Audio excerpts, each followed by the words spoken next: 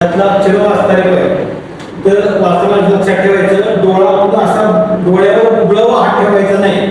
तिथं जर कोण नसलं तर म्हणजे तू एक हात से हात बंद करो खुद देखना नहीं मालूंगा.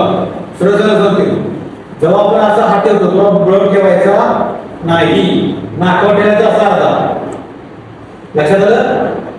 आपल्याला डोळा एका डोळ्याच बघायचा आहे पण नाकावर ठेवायचा असा. डोळ्यावर हात ठेवला काय तुम्ही परत चेक करणार तेव्हा ह्यापर्यंत दिसत नाही. लक्षात काय म्हणतोय जेव्हा मी उघडा हात ठेवणार असं तेव्हा तुम्हाला दुसऱ्या डोळ्याने परत ह्या डोळ्याने दिसणार पण हे डोळा दुसऱ्या डोळ्याने जेव्हा वाचणार तेव्हा ह्या डोळ्याने दिसणार नाही. हे पक्क लक्षात ठेवायचं. उघडावर फक्त वाचताना त्याच्यावर हात ठेवायचा नाही.